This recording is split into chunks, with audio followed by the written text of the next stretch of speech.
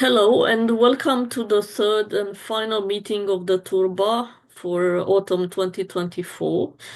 Turba, of course, addresses the history of alchemy broadly defined, and in this period, autumn, we've focused mainly on medieval alchemy. But at this moment, we will broaden the let's say the geographical scope and discuss Islamic alchemy as well. So thank you to everyone who was able to join us, and of course to everyone that will be seeing this on YouTube later. As always, the meeting is sponsored by the Society for the History of Alchemy and Chemistry, which is providing the Zoom account for our use. And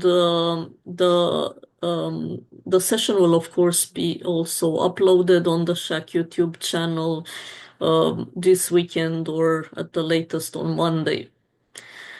Today, I am pleased to introduce Yusuf Tayara, who is a doctoral candidate in the history of science at the University of Oxford, as well as a member of the Wolfson College in Oxford.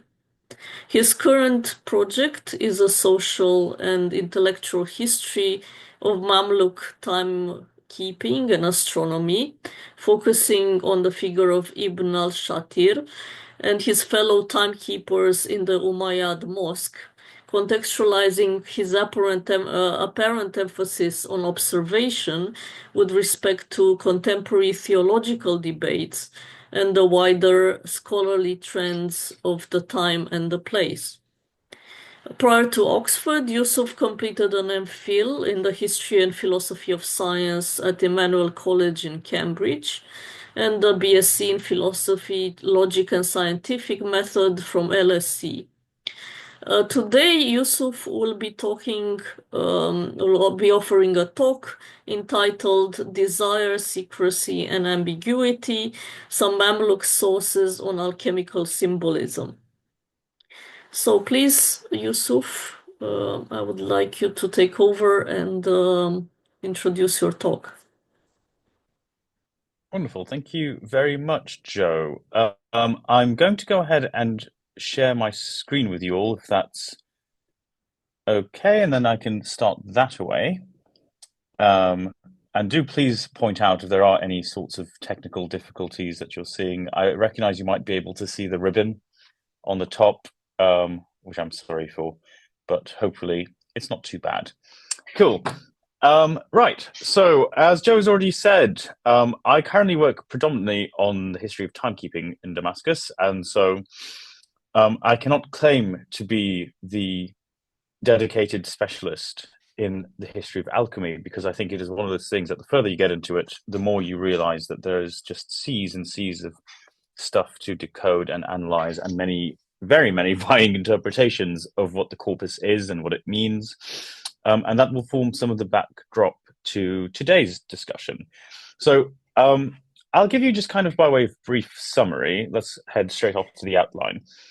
Today's talk will center mostly on a single source, and that source is one that I've been working on. I have hopefully a paper upcoming in the coming months on certain elements of this source, and the source is really not a particularly alchemical source or an explicitly alchemical source for the most part, but it contains a very interesting discussion of alchemy. In any case, thematically or broadly speaking, to get the little bit of historiography out of the way, I guess most of you will no doubt be aware that there is quite a bit of dissent or various dissenting voices over whether the bulk or the orientation of alchemy writ large, sure, but particularly in the Islamic world or Islamicate world, is a kind of spiritual or psychological project. That is, whether all the kind of quite strange writing sometimes of various alchemists wasn't actually intended as anything like a technical alchemical description, or whether it is in fact completely divorced from spiritual considerations and is a purely kind of technical precursor to modern chemistry, and various, of course, shades of variation within that. So that was kind of what got me partially interested in this question of alchemical symbolism specifically, which is what this talk's about. The source I came to, I'll actually leave that towards the end because the source is a very interesting one. Hopefully, I'll leave plenty of time to discuss that. But all to say that I'm kind of, in a sense, sidestepping the problem of, is this technical instruction or is this some kind of deep spiritual alchemical metaphor? I'm actually just more interested in trying to pass what these sources were saying, because these sources were kind of talking about what you might call alchemical symbolism, qua alchemical symbolism. And if that's confusing, then that's fine. We'll just dive right into the meat. So the first part of it is I'm going to briefly talk about what I mean when I say esotericism here. We're going to kind of have a little review of this main source, just because they're fun, because they can be enlightening, because they can be weird and give you a taste for how alchemical symbolism in language was used by non-alchemists. We'll look at 2 or 3 excerpts very quickly.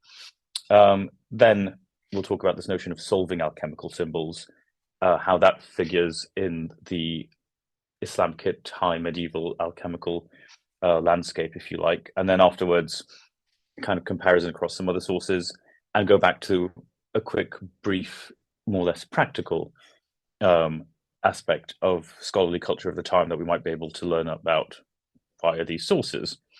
Okay, so first off, a quick word on esotericism. I link this article right at the end that I cite or follow in my definition of esotericism here. So Noah Gardiner, writing about the 13th century, if you like, occultist Al-Buni, adopts this kind of tripartite definition of esotericism. The first component of which is an emphasis on hidden meanings, the hidden meanings particularly of Quran, the scripture, but I suppose you can also extend that to various literary or written output. And I suppose the second component of that is this emphasis on, if you like, secrecy, the concealment of hidden knowledge. And the third is really about the associated acts of dissemination of that knowledge. So a kind of, if you like, everything has an apparent, or the scripture has an outward meaning and an inner meaning. The inner meaning you only get there via certain spiritual or intellectual exercises, or some combination of both, typically with the help of a teacher. We'll talk about that a little bit as well. And importantly, if you are the kind of spiritually enlightened enough to follow this path and want to disseminate your knowledge, you must do so with a certain amount of secrecy. Now, the reason I mention this at the outset is because I think people might be inclined to think, by saying I'm kind of looking at an esotericist reading of the alchemical corpus, or any part of the alchemical corpus, that I'm adopting one or the other interpretation. Is it technical instruction? Is it genuine? Is it chemical content, or is it spiritual? A path to spiritual enlightenment. I'm not really adapting a hard answer to either. I don't think there's a hard distinction necessarily, but what I'm saying from the outset is, in the world of the Islamic alchemical corpus, there's definitely a very religious idiom that kind of flits in and out of different bits of it. And I'm kind of trying to understand how that operates, what it does, what it means, and what it might tell us about contemporary scholarly culture. Okay, enough of the kind of a priori abstractions. I'm sure this will hopefully, I hope, become more apparent as I go to the sources themselves. So let's just launch into that at this point. So these 2 beautiful illuminated pages you have in front of you are from a copy here we have in Oxford of a book called الغيث المسجم في شرح لامية العجم, which kind of means something like the abundant rains in the explanation or the commenting upon the El poem of the non-Arabs. It doesn't quite roll off the tongue, but it's great rhyming prose in Arabic, I promise you. And it was written by a fascinating character who was a bureaucrat, a poet sometime, a litterateur, and a very prolific biographer called Al-Safadi. Al-Safadi was born, I think, in 1296 and died in 1363. That's in AD. I'm following AD here just for the sake of ease. And this book is a commentary on a poem by Al-Tughra'i. So many of you might have come across Al-Tughra'i if you have an alchemical interest. which I'd hope and imagine you do if you're here. Al-Tughra'i is actually kind of better known to posterity in the Arabic-speaking world, and perhaps the rest of the world, not as a great alchemist necessarily, but as a famous poet. Um, his most famous poem being Lamiyat al-Ajam. Lamiyat al-Ajam just means that each stanza ends with the letter L. Al-Ajam, the foreigners, it's kind of meant to be a play on Lamiyat al-Arab, which is a much older poem. In any case, what's interesting about this source is that it's meant to be a commentary on a poem, an ostensibly exoteric poem by this alchemist, but the actual structure of the text is far more wide ranging, let's say, and many people have written about this wonderful, wonderful text. Um, it sort of nominally or very superficially proceeds like a commentary. So it gives a bit of background about the poet and his corpus and his life and works. But at every possible opportunity, it takes a huge digression one way or the other.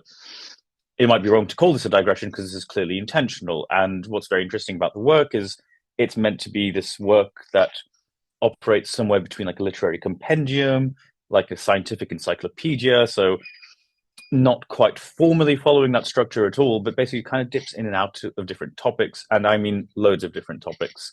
Um, the discussion of alchemy comes in the beginning, just after he mentions Al-Tughra'i's alchemical work. So in a sense, so he opens this commentary, Al-Safadi opens this commentary about Al-Tughra'i, just by giving us a little bit of background on why he's writing this book. It's kind of an ode to adab, which we can very loosely translate as literature here. And it's kind of an encouragement to read widely and study widely, etc., if one is to be a true adib, scholar of the written word or literature.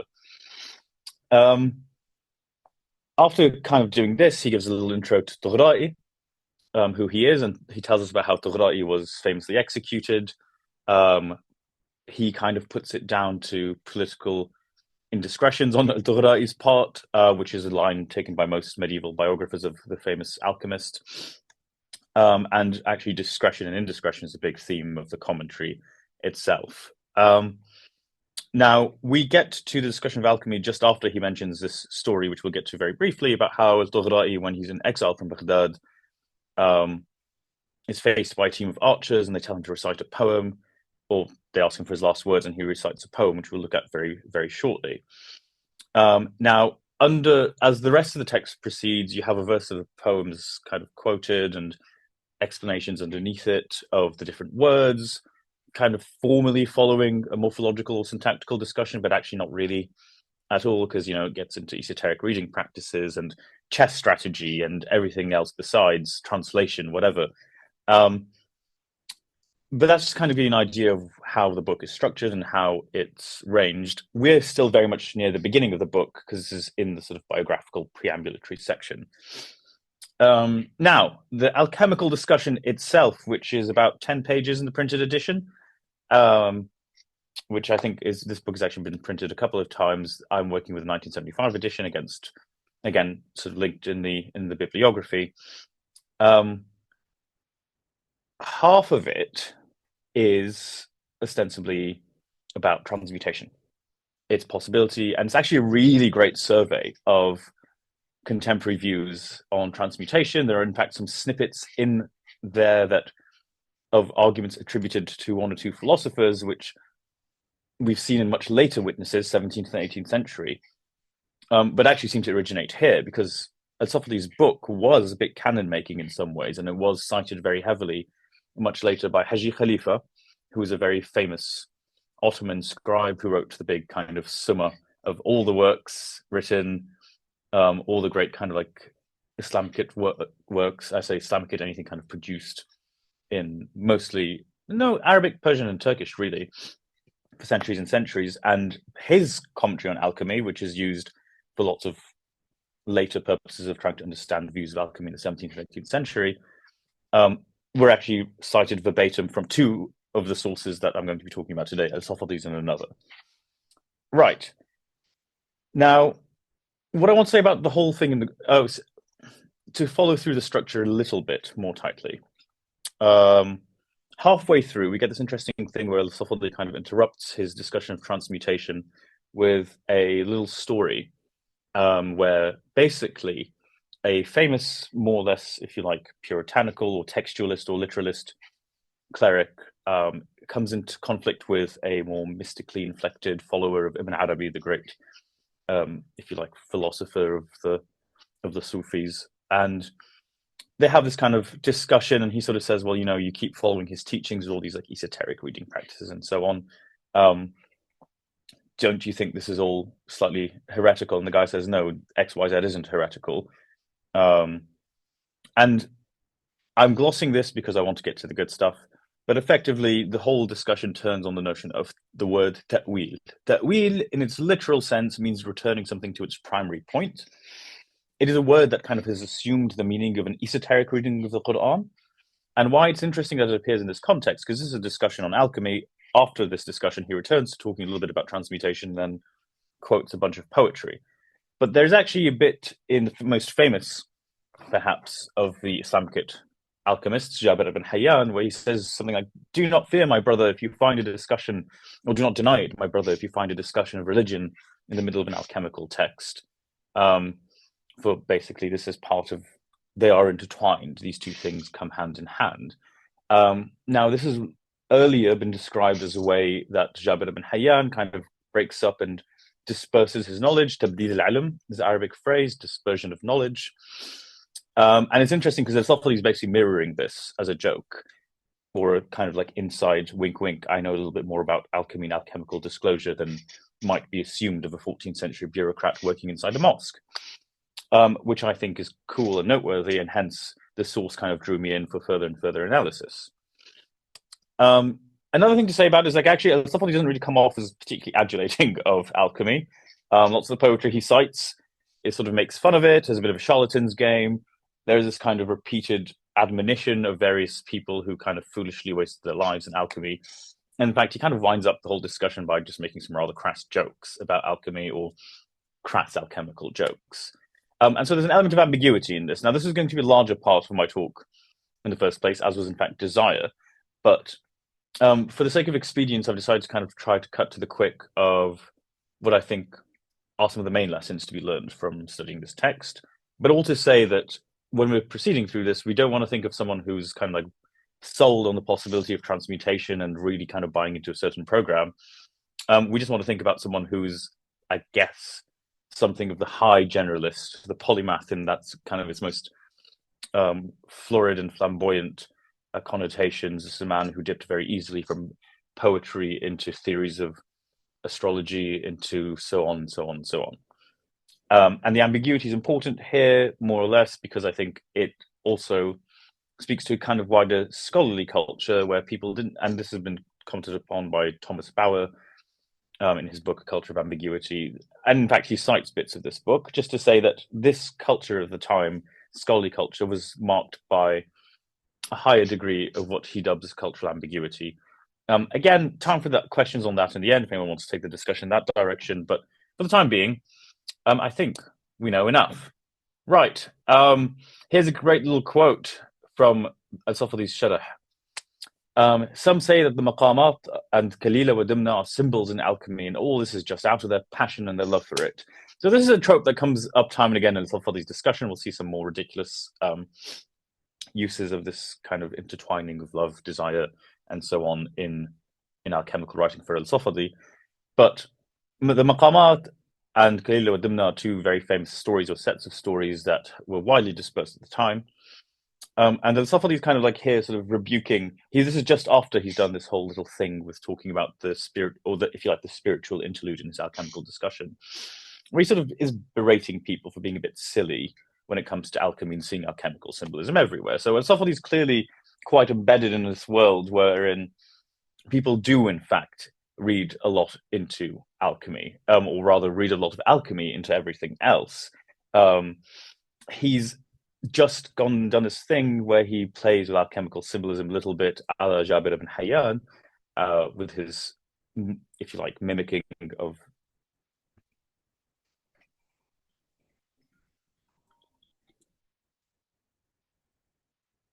Hello, are you still with me? Yeah, we are, of course. Oh, okay, wonderful. Um, so I just got a funny notification. In any case, this is Aristophanes' kind of way of indicating that he doesn't necessarily take it all too seriously. While he recognizes there are serious philosophical discussions about alchemy, he's very skeptical of the people who he describes as like blinded in their passion for it elsewhere. Um, okay, so in a sense, why I like this whole discussion, because Aristophanes is really kind of talking not just about alchemy qua technical alchemy, which he admits is a kind of valid area for philosophical discussion, but he's interested in this notion of alchemical symbolism. Now, I should have said kind of what prefaces this whole discussion to alchemy. The one thing that comes right before it is this story about Al-Tughra'i being faced by these archers, and they say, any last words, and he recites this poem. And the poem is something like, "And so say I to he who aims his arrow, as the edges of death close in," and so on and so forth. Lots of here hand waving and virtuosity, which doesn't translate so easily. But what's very interesting is he ends it as sort of talking about how it would be a little bit easier to accept his fate had it not been for the parting secret he holds in his heart, the parting secret of the beloved. Now, the reason I kind of remark on this one is because this image of the beloved's desire, of the elixir as the beloved's desire, etc., is a fairly common one that resurfaces time and again. Ibn Umayl, the very famous like Northwest African alchemist, writing in Arabic, frames his writing in terms of at least one of his writings, the Book of Solving Symbols, Hal al-Rumuz, as a search for the beloved, and he asks that God may grant him the beloved, and in the end, thanks God for granting him the beloved. So it's an interesting trope. And again, the fact that Aristophanes launches straight into his discussion of alchemy after quoting this poem would suggest that maybe he was in on this as well a little bit. I like his little poem, and I like this notion of desire as this kind of guiding heuristic for the alchemist. Whether this is, and I think had I had a little bit more time, and I'd be very curious if anyone wants to take it this way, to talk about the parallels between this and the kind of more spiritual or mystical inflections of this notion of desire. But for the time being, I'll just content myself with these couplets, let's call them. The middle one is especially crass, but it's interesting. I put it here because it's actually the one with which he ends the whole discussion. So on the left and right, if you like, they're just, again, poems likening the alchemical production to the process of falling in love and finding love and how it can be difficult, etc. The one in the middle is just like a really crass joke, and he tells a story about, interestingly, effectively an ascetic and a mystic on the conservative end of things who fell in love with a concubine, and ostensibly she, from the story we get that she was black and he was not black, and they represented the sun and the moon respectively. And so he tells this little couplet of how once they conceived a child, or they had twins, and one was black and one was white, and he reads some kind of joking alchemical symbolism into it. Now, the words he uses here are like lots of double entendres on things like to cast the elixir, which means here both to ejaculate, but also to cast elixir upon things. He talks about the sun and the moon. Again, he's talked before about this, about how the sun and the moon are alchemical symbols, etc. Without going into it too deeply, because I mean, I'm not sure how well versed he is. No one really does. But I like to point out that there's a strong note of irreverence in his discussion of alchemy, which would suggest again that in this quite influential source, and it's a very widely cited source, there were lots of easy tropes, alchemical tropes, that he could lean on and perhaps expect his readers to recognize, while at the same time making something kind of fun and light out of them. Okay, but the more important bit, I suppose, the more serious bit, if you like, at least in part, is this notion of solving the symbols of alchemy. So I guess this moves us on to perhaps the crux of this discussion, which is how much of alchemy in the 14th century, or at least in the 14th century Islamic world, had become this exercise in taking apart the symbols. So what we have here in front of us is a poem written by Tughra'i, where he claims to have inherited Hermes to the secret of his wisdom, etc. Open the keys to all knowledge, cast the darkness away. We know the usual. Again, I'm butchering this for expediency's sake. It's actually quite a fun little poem. But what's interesting is that the preface to all of this is, so this is after Al-Safli has talked about Tughra'i's brush with death and his actual death. And then he says, well, he was also known for his productions in solving the symbols of alchemy, حل رموز الكيمياء. And then he gives this little poem. Now, it's interesting that what starts at the top of this discussion, again, we remind ourselves at first this is kind of poem which may or may not be an alchemical nudge towards desire or alchemical desire. And then he talks about solving the symbols of alchemy. And then the most of his discussion is, in fact, I mean, about half of it is about is alchemy even possible? And the other half is just kind of plays on different ways you can use alchemical symbolism. Now, this is all to say that I think for me, one big takeaway for understanding something about the landscape of the time is the relationship between, or how widely understood and how widely used these alchemical symbols were. This is a time that has been referred to by Salam Rassi as an age of disclosure. There is certainly a sense in which, by this point, there was a lot of alchemical and other, if you like, ostensibly controversial knowledge that was being shared widely through these different methods. Whether it's dispersion of knowledge, so that's kind of cutting up your work and sending it out through different books, or just making sure that it's so obscurely worded that no one could reasonably come to understand it. And this is an important theme of, or like an important aspect of alchemical symbolism at the time, or alchemical writing at the time.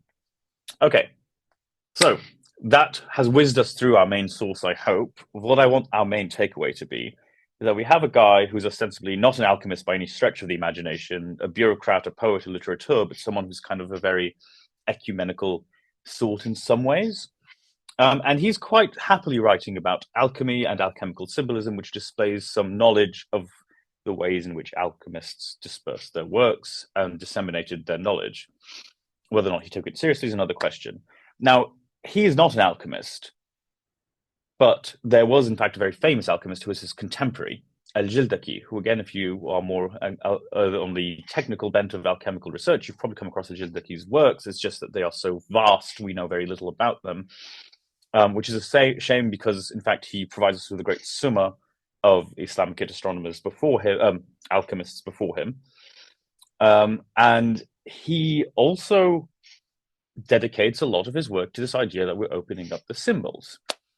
And again, this is not an uncommon theme. It also appears in Tughra'i's work about a century and a half or 2 centuries even earlier, the idea that alchemists could properly now open up the secrets for other people to read, not just anyone, though.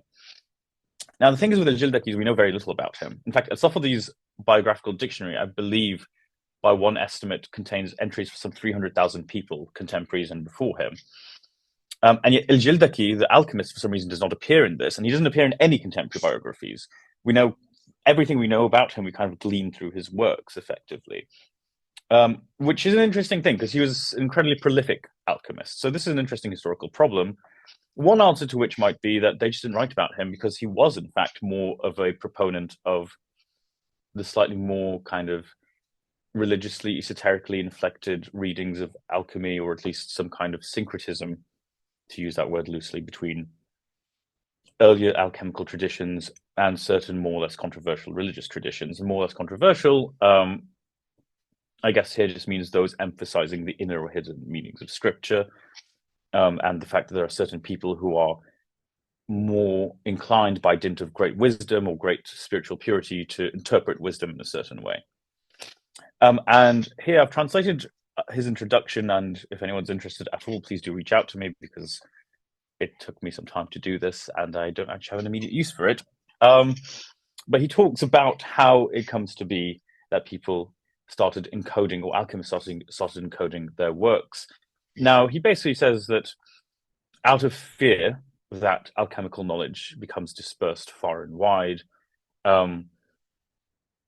specifically because there are those disciplines, he says, which everyone knows and should know about because they lend themselves to kind of social cohesion, people working together, building society, etc.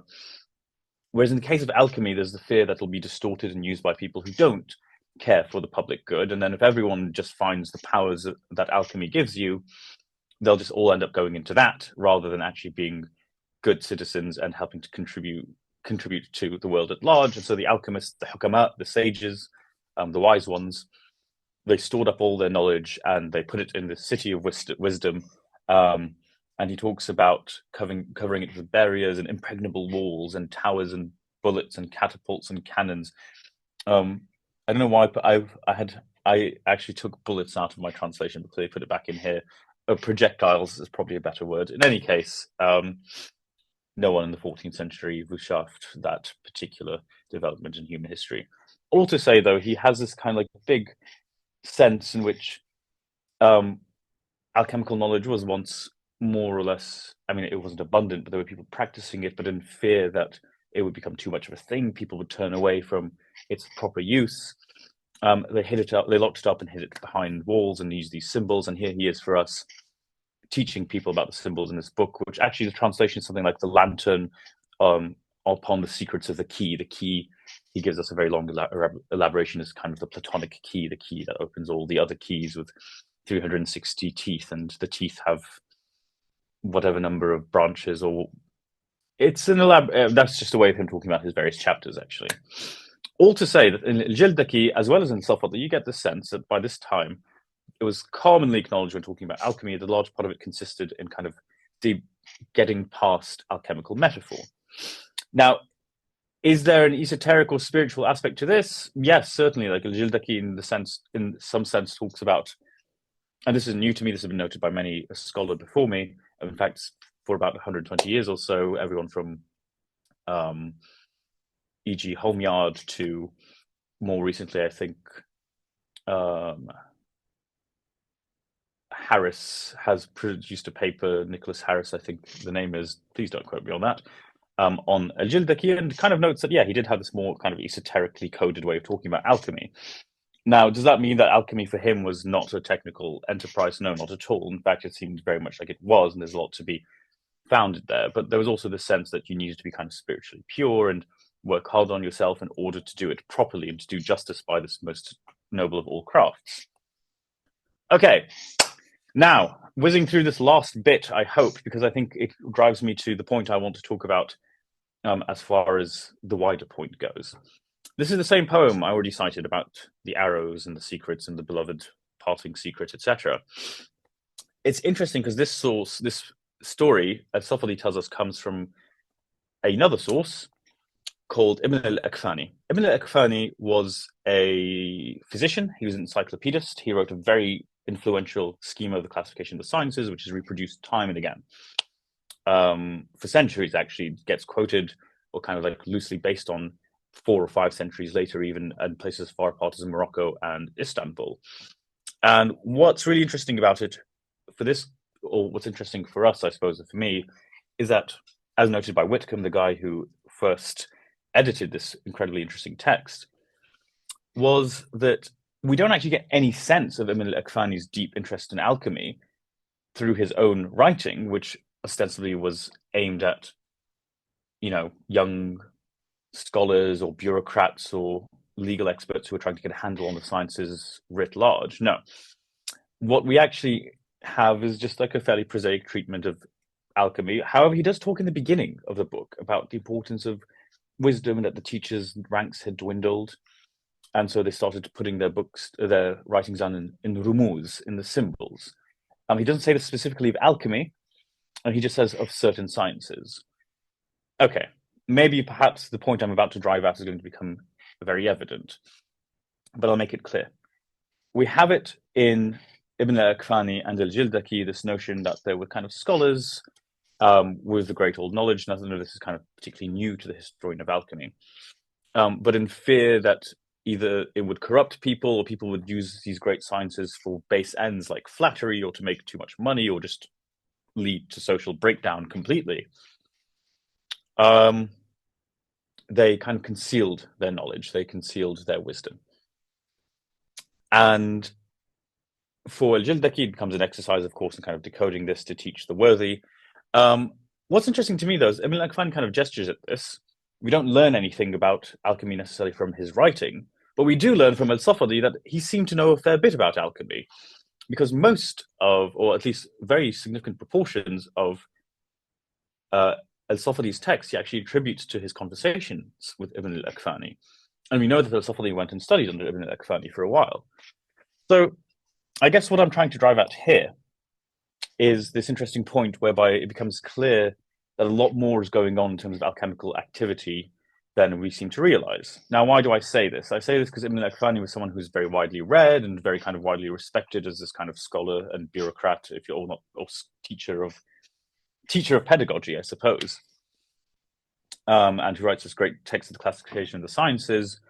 And we have quotes on him having taught people certain parts of, like the religious sciences, etc. But we don't have any surviving alchemical works from him. But we do get from Al-Safadi that actually he was clearly quite engaged in alchemy. So why is it that someone who's quite engaged in alchemy and capable of teaching so much alchemy wasn't writing about it? Well, perhaps the clue lies then in what has been said by the likes of Al-Jildaki and Al-Akhfani himself about being, I suppose, more circumspect with sharing your knowledge.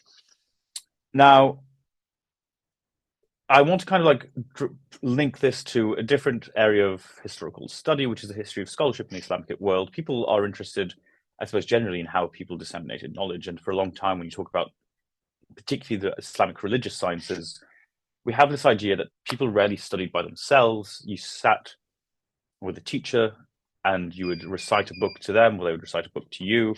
And that's kind of how you learned in a group. And that way you avoided falling into error. And we call that word qira'ah, which means recitation or recitation. It can also mean reading. In fact, that's the common word for reading today. But back then, as Konrad Hirschler has noted, it tended to mean recitation out loud. Whereas the word mutala'a, which now today means research or looking up, quite literally, is more associated with doing it by yourself. So Al-Safadi and in fact Al-Jildaki at different points encourage people or talk about mutala'a, the idea of going and reading a book to yourself. So if we're just focusing on religious scholarship, which is better documented and is kind of out in the clear, legal religious scholarship, I should say, we might come away with this idea that actually the textual record is an accurate reflection of how much was actually taught and being done. Whereas if we pay attention to the fact that some people encourage reading to oneself more, that some people encouraged this idea of still going to the old masters and basically learning orally and then concealing, writing down via symbols and then disseminating knowledge that way, then we might also be able to tease out a little bit more about what the scholarly landscape looked like. And I guess I'll leave you with this. Hopefully there'll be a little bit of time to discuss this. These are two timekeeping manuals, very prosaic works for the most part, but in their margins you find often, and these are kind of early Ottoman witnesses, a bit later than the period I work on, which is the Mamluks, you will find spells. And so the one on the left, I think, is a way of telling whether a woman is pregnant with a boy or a girl.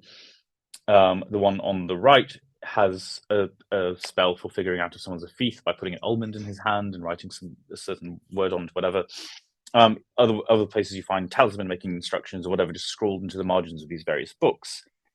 So I guess what I'm proposing here for the purposes of this discussion is, if we are to understand more about how alchemy flourished and how scholarly activity generally looked like in the wider landscape, we can try to look at these different sources, Al-Jildaki, Al-Safadi, and Ibn al-Akhfani in this case, read them across each other, try and figure out what they share in common, what they don't, where there's a common root of knowledge, and put them into contact with the material record that either from their time or just afterwards, to try and figure out what the preponderance of alchemical work was. And effectively, the reason I lean on this discussion of symbolism in order to try and kind of open up the inroads into this question is because symbols are the primary mode, or like rumuz are the primary mode through which this knowledge was concealed, it seems like. And so perhaps paying attention to those sources that seem to emphasize the use of symbols, or to use symbols, alchemical symbolism, might be one way to kind of go back and examine then which books of theirs we might want to look at from a different perspective, materially or otherwise, to see what they might tell us about how people were, if they were in fact learning and teaching certain aspects of alchemy. Okay, that cobbled together quite a lot in the last 30 minutes, but I hope if you have borne with me to this point, thank you very much. And if you do have any questions, now would be a great time for them. So thank you very much. Thank you, Yusuf, for that enlightening presentation and for introducing us to this poem as well as to several characters that are were involved with alchemy, or at least we think they might have been involved with alchemy. And well, I will start by asking. I mean, well, I have two kind of basic questions. I mean, the first one is, has there been any attempt to translate this into English, this poem? And secondly, has it been analyzed itself by any scholar for the alchemical content before you? Because I am not Ah, aware. so of the original poem that's being commented upon, you mean, or of the Yeah. commentary? Yeah, the original. So interestingly, the original poem that's being commented on is thought to be the oldest translation of an Arabic poem into Latin. It was Okay. first done by, uh, I think, Jacob Golius van Gool would, I think, have been his original name.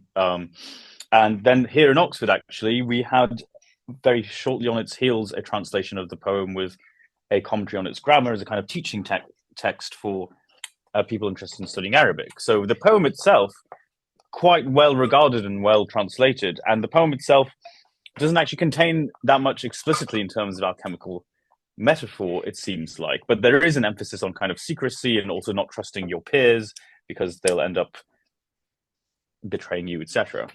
So definitely there's both a modern translation as well that I can find quite readily for anyone that's interested, and there's a couple of sort of slightly more let's say loose English translations earlier, and there are Latin translations. It's quite a for an Arabic poem. It's actually quite well translated, or widely translated.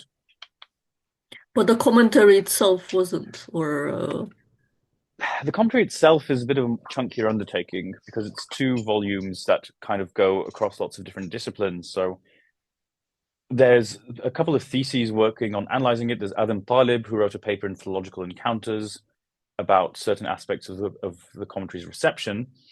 Not many people liked the commentary because they were like, "This isn't a proper commentary. This is what we don't even know what this is. This is how you write a commentary." Um, and Adam Talib for Philological Encounters wrote a paper about this, which is excellent. And a scholar called Kelly Tuttle wrote their thesis on the book. But interestingly, again, neither really emphasizes the alchemical aspect of it. Perhaps because if you weren't, it's the sort of thing where you kind of skim through it, you wouldn't necessarily be deeply aware of the fact that, I mean, if you knew Al-Tughra'i was an alchemist, sure, but I think most people are interested in this text, the commentary, are more kind of literary scholars. They don't necessarily look at it as a primo text for the classification of the sciences, although I'm convinced it's actually more important to people interested in that question than has been appreciated. Mhm. um, okay, I will reserve other questions for later. For now, Emmy Orlik has a question, so I would like to ask her question. You're on mute, You I need to believe. unmute, yeah.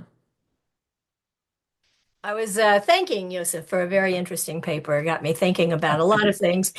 And I know next to nothing about your field. I will admit I'm an art historian and I work with the images.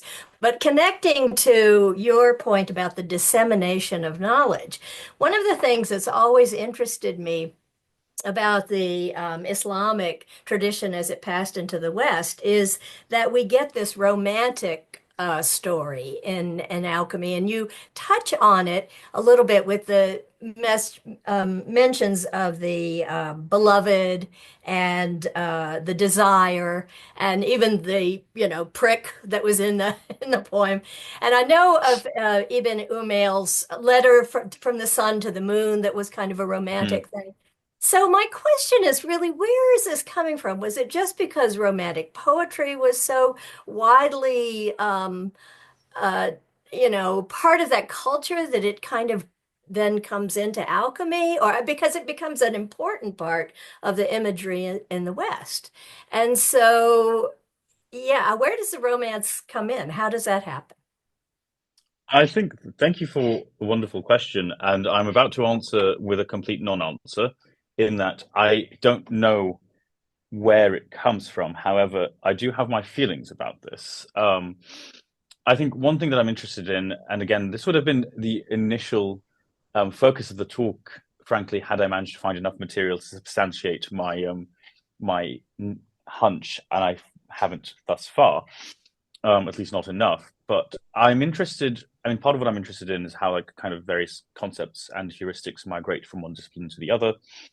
Um, Desire being one of them. This idea of like love and desire. Now, one short answer I think is that there's a clearly like Neoplatonic flavor to this. I think it's kind of a bit Platinian. Jabir writes in that like alchemical circle about kind of desire.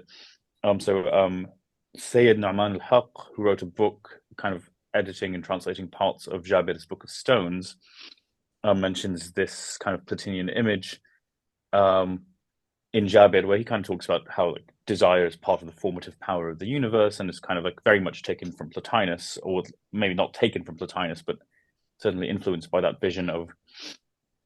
I mean, we can pull it back as far as we like, as far as Plato is concerned, right? Like this is an image that comes up in lots of Platonic, at least some certain Platonic dialogues, of course, Symposium, the Phaedrus, etc., which become influential, particularly for certain branches of Neoplatonism, and seemingly trickle their way into certain parts of kind of what you might call Islamic Neoplatonism.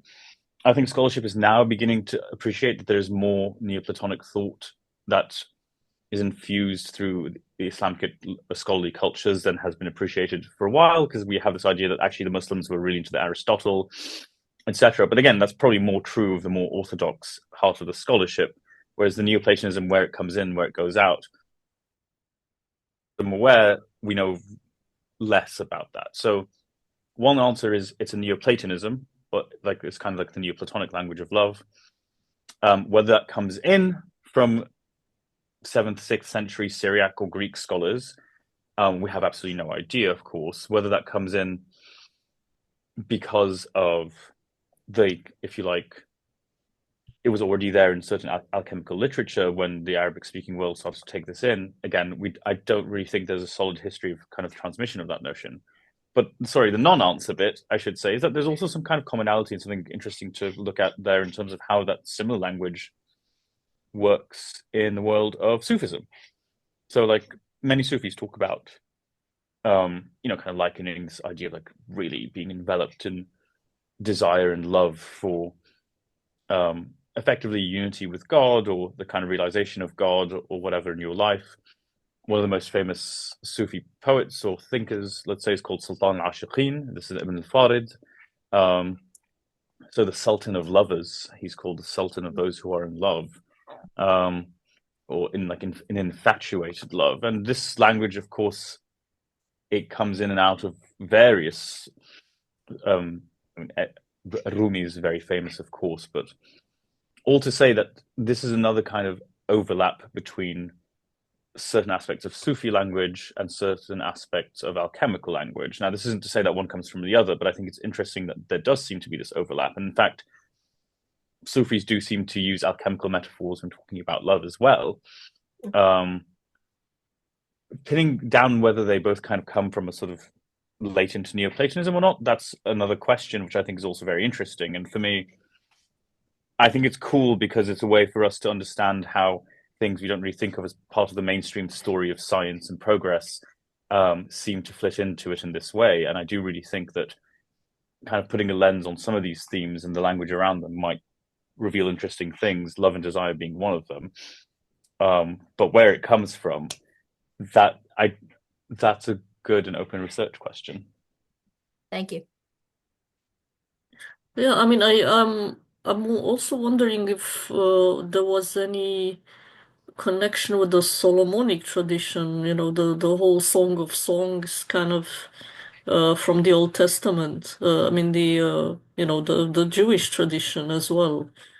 Um, because yeah, I mean, I'm wondering if they were aware of, those verses in any way. I mean, I'm assuming that they did know something about it, so it's an interesting side source.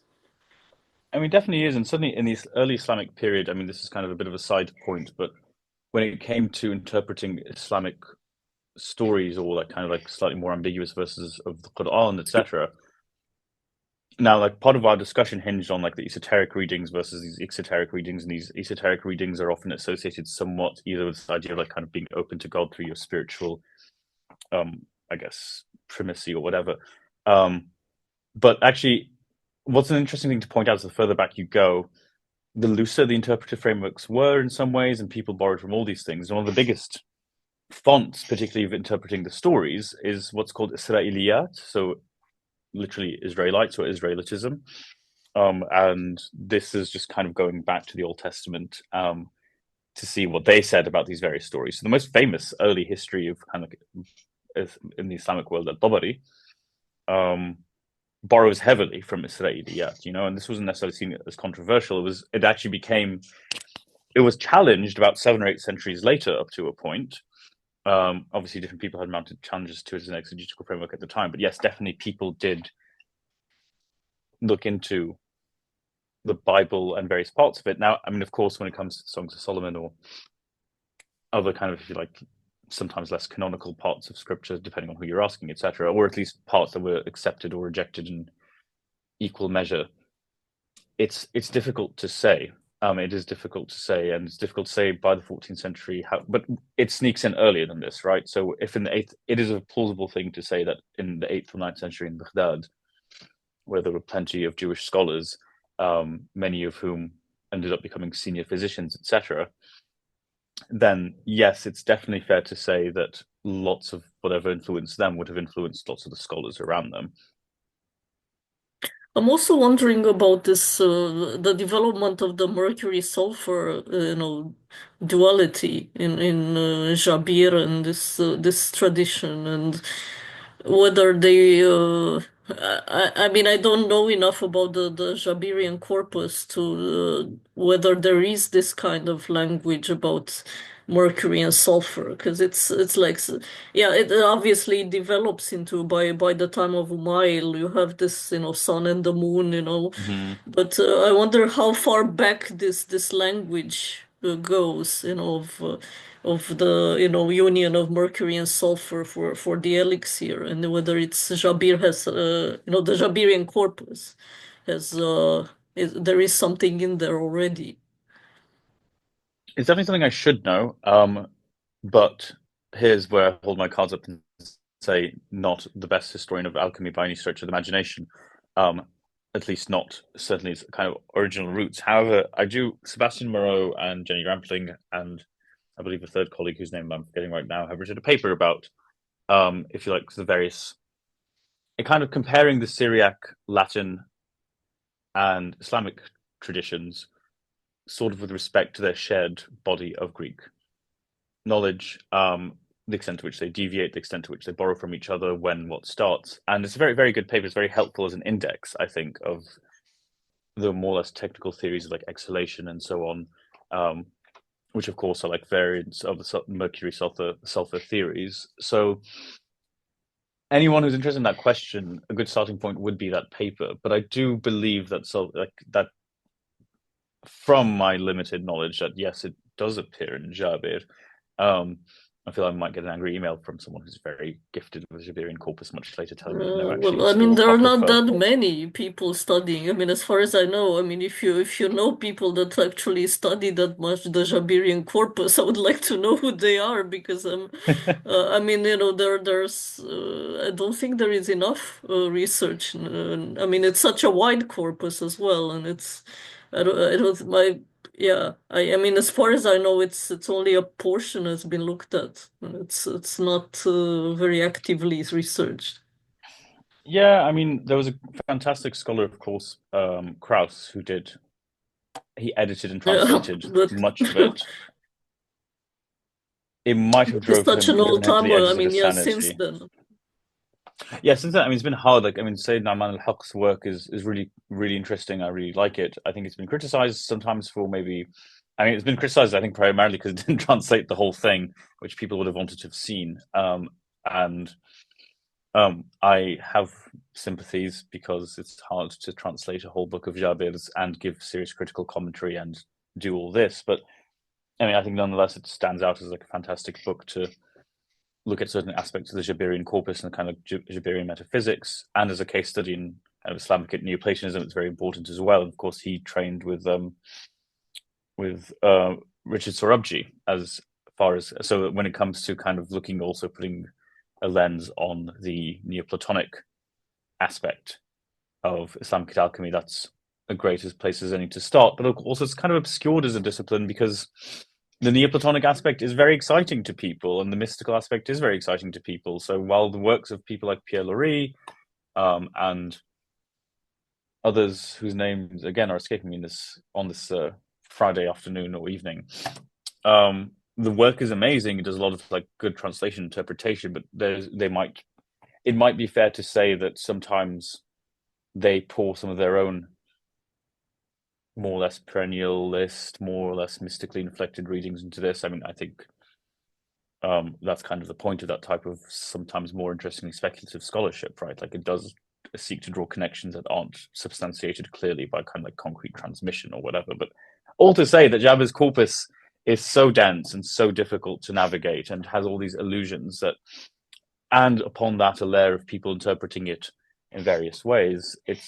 I see why it's such a hard thing to study. I do hope it comes back though, because it's interesting and it's important in and of itself, but also really might be a window into the flooding of certain types of literature into the Islamic world. And I'll mention this one like last interesting point. I think people might, in this book, Sofali talks about the translation movement from like via Baghdad into the Islamic world, what people know as the House of Wisdom. So this has become kind of part of the canon really in the 14th century. And one of the things he mentions is that when negotiating, the Caliph sort of said, well, actually, he said to a Christian king of Cyprus, he said, well, you know, what have you got to offer me? He said, well, I can give you all these books and treasures that the monks have stowed behind, and thus flooded all these works of alchemy and hekmah, and which is to say philosophy, into the Islamic world by way of this Christian king. And there was a monk or a bishop who said to the Caliph at the time, like, really don't do this. Whatever you do, don't let all this alchemical translated stuff into your country. It will be the ruin of it. But he ignored him, and it came in. So alchemy features alchemy features at the heart for some people of these accounts of the kind of like the flux of philosophical knowledge from Syriac and Greek into the Islamic world, and also figures at the heart of people's critiques of it. Yeah, I mean, it's actually, yeah, I mean, it's fascinating how much there is this discourse of the necessity to make this hidden. I mean, like that it's so dangerous and it's so yeah, I mean, like it has to be hidden or it has to be communicated only to initiates or and I mean, your that those passages were really fascinating to me with the City of Wisdom, and you know, because it's you find that kind of thing in the West as well, and it's like in the Latinate world, and I was actually thinking of that there is an image, I don't know if you know of it, of by Theophilus Schweigart on the Rosicrucian movement where they, I mean, I immediately saw that image of this kind of fortress where people are Right. fighting everyone outside, and it's like, you know, this kind of secret place where the knowledge is stored. And yeah, this idea of, you know, enclosing knowledge and kind of, you know, putting borders to make sure that it doesn't explode somehow, like you know, like like an atom, you know, like you would explode in a nuclear explosion because it's such a important kind of knowledge. It's so I mean, it's repeated so much in alchemy, in alchemical. But yeah, I mean, it's fascinating that it's everywhere like that. It is really interesting to me. I find it kind of peculiar, because I mean, it adds this layer of difficulty, right? Because then everyone kind of goes, well, okay, why, if this was a genuine bona fide set of technical procedures? Why were they so scared of it spreading? I think the way it's been moralized by people like Ibn Akfani is kind of gives us an insight into something a bit less flat. So, with Al-Jildaki, who's the alchemist, the one who's like writes all these great alchemical treatises, many of them in witness here in Oxford and Cambridge, actually. They're all across Europe. You can find them if you're so inclined and can read Arabic. He's like, for him, it's because there's this fear of social breakdown, because basically once you have the power of alchemy, you're just going to leave everything else. Whereas with Ibn al-Akfani, it's more kind of like a guardian, as a guardian against charlatans, right? Because there are people who will go and pretend, I suppose, that they produce gold, or pretend that they can cast a horoscope to impress a king, but actually can't do any of these things. So even though Ibn al-Akfani is kind of like acknowledging the legitimate parts of these practices and pursuits, and he encourages people to kind of study and read widely, they always say, like, if you're not of its folk, stay away from it. If you're not of the people of the knowledge, people of the wisdom, stay away from it, because you're probably going to be a charlatan who uses it to base ends.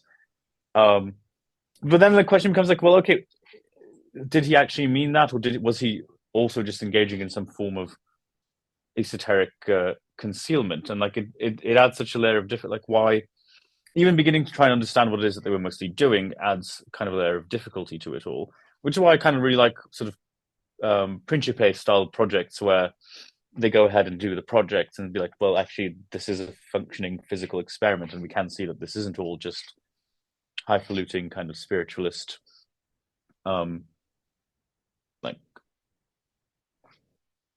metaphor towards achieving inner peace or what unity with the divine or whatever it is. It is actually a thing. So why was it hidden if it was a thing? We don't know, but it's a beautiful image. I do agree. Like I like the kind of the fortress story as well, and how much he really kind of he over eggs the cake a little bit. This is like about 3 or 4 lines of various machines used to defend the city of wisdom. Yeah, I mean, it'll be nice to discuss more about this. I mean, the reasons for secrecy, and like how did they justify it? What is the meaning of it, of esoteric or esotericizing this kind of knowledge that might be, yeah, technical, as you say. It's of course that would be a nice discussion to have maybe in the future, maybe a round table or something like that. Yeah. For now, yeah, I have to I'm mindful of the time, so I want to thank you, Yusuf, for this very interesting introduction um, to aspects of Islamic esotericism that are linked to alchemical imagery, and to this borderline between alchemy, symbolism, and the usage of alchemical and metaphor or not metaphor, that kind of questions. Um, and of course, this is the last one for this year. I hope I will be able to do another series in spring, but of course, I will let everyone know by email when I can put a few things together. But yeah, for now, thank everyone for participating, and thank you, Yusuf, again for your presentation, and hope to Thank see you you for the soon. opportunity. Yeah, hopefully see you all soon. Take care. Bye bye.